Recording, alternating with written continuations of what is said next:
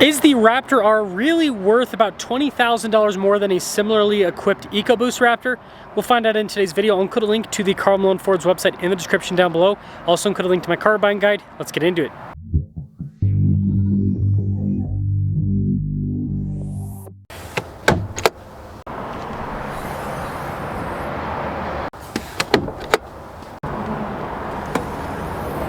The EcoBoost Raptor has a twin-turbo 3.5-liter V6 that goes through a 10-speed. You can expect to average mid to high teens, depending on your driving style, with the fuel economy. Power outputs are 450 horsepower, 510 pound-feet of torque. The R has a supercharged 5.2-liter V8 that goes through a 10-speed. You can expect to average low teens to maybe mid-teens with the fuel economy. 720 horsepower, 640 pound-feet of torque.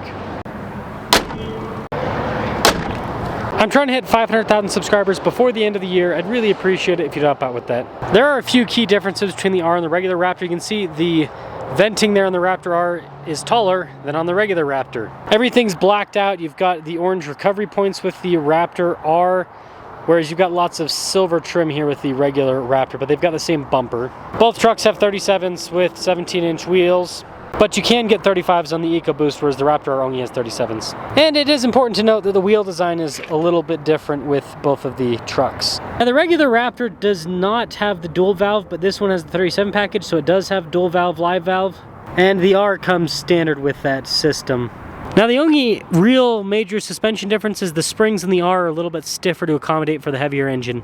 If you get a 37 package Raptor, it has the same exact interior as the R in terms of all of the elements. All Raptors obviously have the steering wheel with the cool paddle shifters and all of that, but you can see here with these bucket type seats that is a big difference. $1,345 for the payload capacity, $7,400 for the gross vehicle weight rating, so this thing weighs over 6,000 pounds. Now the trim on the dash with the R is a little bit fancier and the seats have a slightly different coloration, but all the elements are pretty much the same, other than of course little Easter eggs like the V8 on the center console, and like I said, the trim is just fancier on the R.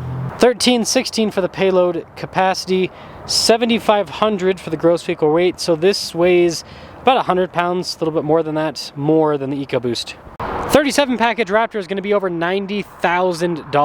Raptor R is going to be about $115,000 most MSRPs, but these are still going for over original MSRP on the used market, and some dealers are still charging over too. Let's take them out and see which one performs the best.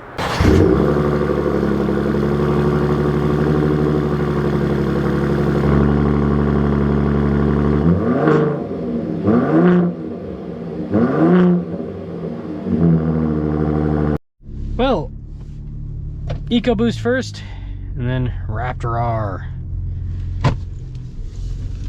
See which one is better. I think the answer is going to be tune your EcoBoost. Obviously, people are going to talk about the sound, and you know, the sound of the R is great. But, you know, you got to take that sound to the gas station all the time. Raptors have a pretty big fuel tank. 36 gallon, but when you're getting like 10 miles per gallon, it don't last long. Gotta go fill up quite often. And I forgot how big Raptors are. You know, I daily drove Baja trucks for years. I don't know if you guys remember, I had a Gen 2 Raptor, and then I traded for a TRX, and then I got a Gen 3. And it's been probably a couple years since I've had any Baja vehicle in the garage. Well, I had the Bronco Raptor, but it's different. And I'll tell you the truth, I love these trucks. I don't miss how this drives. Like, first off, this is so comfortable. Like, the live valve with the long travel for a OEM car, the live valve with the long travel, it is incredibly comfortable. The 37s, it's not like the most comfortable car on the planet, but it's really good. You just kind of float down the road. The dual valve is kind of a little bit more side to side like the original Gen 1. It's kind of interesting because the regular live valve on the base EcoBoost is kind of more planted, funny enough. But this is really cool with how this performs. It's just comfortable. It's a great daily driver. And I daily drove these trucks for years. I loved it at the time, but the one thing that's a big downside is just the size. Over 80 inches wide. And, you know, about over 230 inches in length. It's a huge vehicle to drive on regular roads, maneuver through parking lots, all of that kind of stuff. Like, it's definitely a lot to handle. Turning radius is not horrible, but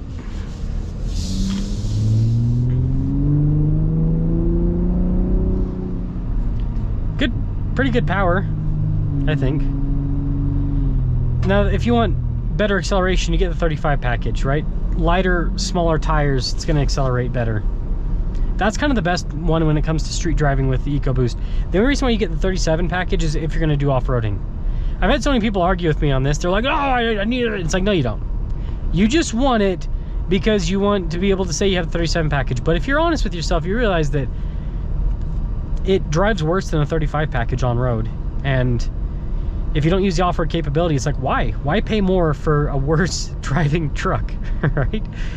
So, either way, the Raptor's a great vehicle. Still love it. It drives so well. It's got good power still, and people have said they need to tune this. I think that Ford should at least, yeah, probably do something to up the power. But as it sits, this is a pretty solid setup. But let's go see if that V8 feels like spending $20,000 plus more.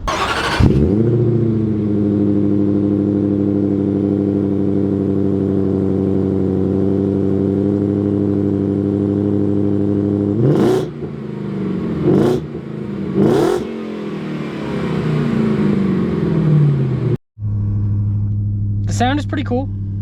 The sound is pretty cool, I will admit.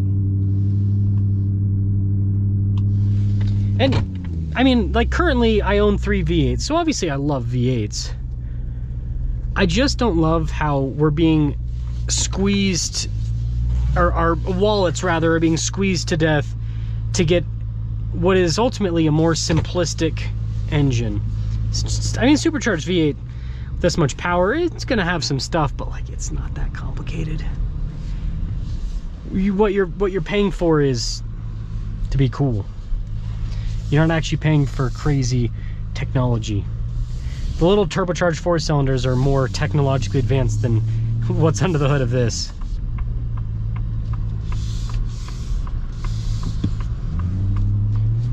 Now, right off the bat, yeah, you've got so much more torque, way more response. Ooh. Yeah, it's a completely different world.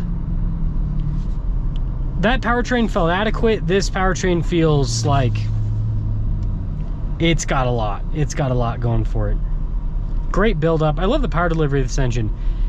I do wish they would have done a little bit more with the sound to make it just a little bit more aggressive. Like, I've owned a bunch of V8 vehicles over the years. You know, TRX, for example. I'm on my second Wrangler 392, and the Mopar V8s just have so much more aggression to them. Like, it's an emotional experience. This, it's kind of like Porsche in a way, where great performance, but then, you know, it's almost soulless in a sense. Outside of a like GT3's got a lot of soul, but outside of a GT3, it's like everything else is kind of like, I don't know, not that exciting. And this is, it's got the performance, but yeah, I think they could have done a little bit more with the soundtrack part of it. But it's not bad. It's not bad. Now, aside from that, I think the stiffer springs actually make this drive less wallowy compared to the EcoBoost, because it feels more planted. It feels like I'm going side to side less in this than I was in the EcoBoost. So I think that's a pretty big benefit. Everything else is the same. You know, I don't think this is worth $20,000 more, but it's so cool. And this, especially like this right here, like, that just makes so much more sense than a Raptor. Just the delivery, and I mean, here, I'll go into manual mode.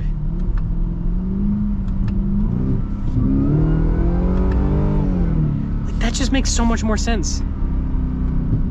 So much more sense, just with how it feels and it just does. Like, this is the power. It's the same thing with the Ram TRX. Like, I've driven the RHO. It's a great powertrain, but like that truck, when it was the TRX, just, it worked. It made sense. Like, having an aggressive engine, V8 power, instant torque because it's supercharged, instant response, like, it just makes sense. The price is stupid. Realistically, like, I think when Ram first released the TRX, that made so much sense. It started at $70,000, fully decked out, $95,000. That made sense. But now, these off-road V8 trucks being over $100,000, yeah, no, it's nonsense. But it's nonsense, but it also is what makes sense in the truck. So do with that as you will.